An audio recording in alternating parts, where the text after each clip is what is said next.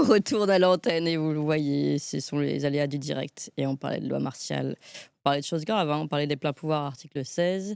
Alors, a-t-on retrouvé notre invité, Xantuel Japreval, avocat au barreau de Paris? Allô? Oui, Clémence, alors Ah, je suis désolé, peut-être des forces hostiles ont-elles là, c'est saboté ça, ma c'est connexion ça. Internet. Ce sont les Et Coréens donc, on va qui continuer agissent par en le direct. téléphone. Non, Non, mais exactement. on vous entend bien, on vous entend bien. Alors, non, non, peut-être Bon, très reprenez bien. depuis le début. Cet article est assez incroyable du Figaro qui parle de la Corée du Sud, mais c'est drôle, qu'il y a quand même des accointances avec la France. Oui, alors je reprends cet article. Donc, le président, dont la cote de popularité était déjà extrêmement faible, a décrété la loi martiale mardi lors d'une allocution surprise, en accusant l'opposition de constituer, je cite, des forces hostiles à l'État. Hmm.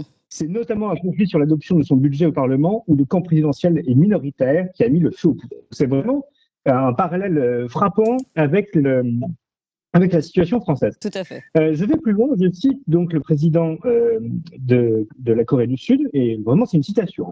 Pour protéger, donc au moment où il a pris la parole pour imposer la loi martiale, pour protéger la Corée du Sud libérale des menaces posées par les forces communistes nord-coréennes et éliminer les éléments anti-étatiques, je déclare la loi martiale d'urgence.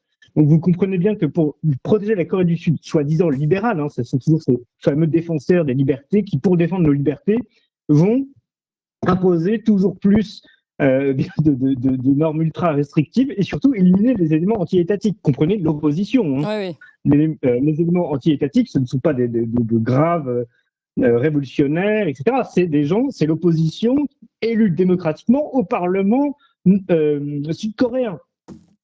Qui sont accusés d'être des communistes, alors qu'ils sont majoritaires au Parlement. Donc c'est exactement la même situation qu'en France, où vous avez une minorité présidentielle au Parlement et une majorité, une majorité contre la minorité au pouvoir.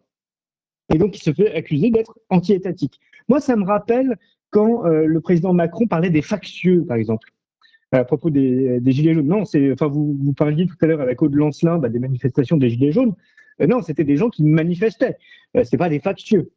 Ils n'avaient rien contre l'État en soi. Ils avaient tout contre la manière de gérer l'État par ceux qui devraient avoir le souci du bien de l'État et donc du bien national et non pas du bien d'une toute petite minorité. Alors, juste peut-être un mot sur cette loi martiale, parce que vous faisiez le parallèle avec l'article 16 de la Constitution Oui. française. L'article 16, je le rappelle, c'est ce qu'on appelle communément les pleins pouvoirs. C'est pas exactement la loi martiale. On n'a pas de dispositif de loi martiale concrètement en France. La loi martiale, c'est lorsque les juridictions militaires prennent le pas sur les juridictions civiles lors d'un état d'urgence.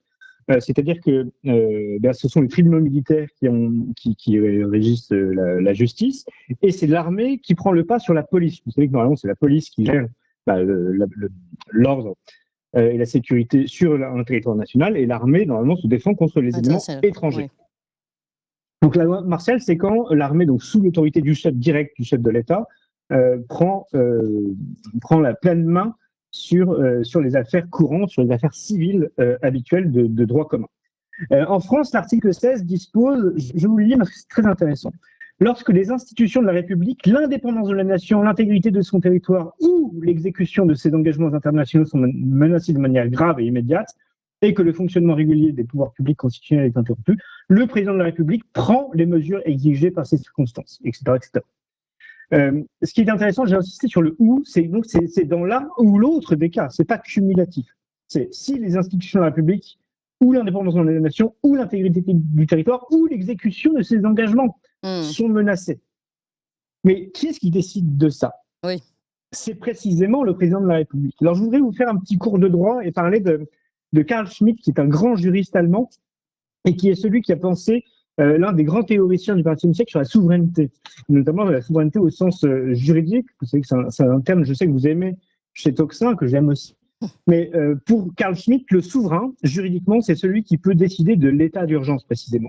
Oui. Donc, c'est celui qui décide du moment où on bascule du droit commun à l'état d'urgence. Et donc, en l'occurrence, nous, en France, on a ce fameux article 16 qui est typiquement l'outil juridique qui dit le souverain, c'est le président de la République parce que c'est lui qui peut décider de lui-même ce qui est l'état d'urgence ou pas, à partir de quel moment on bascule. Alors, est-ce que c'est une manière de faire peur?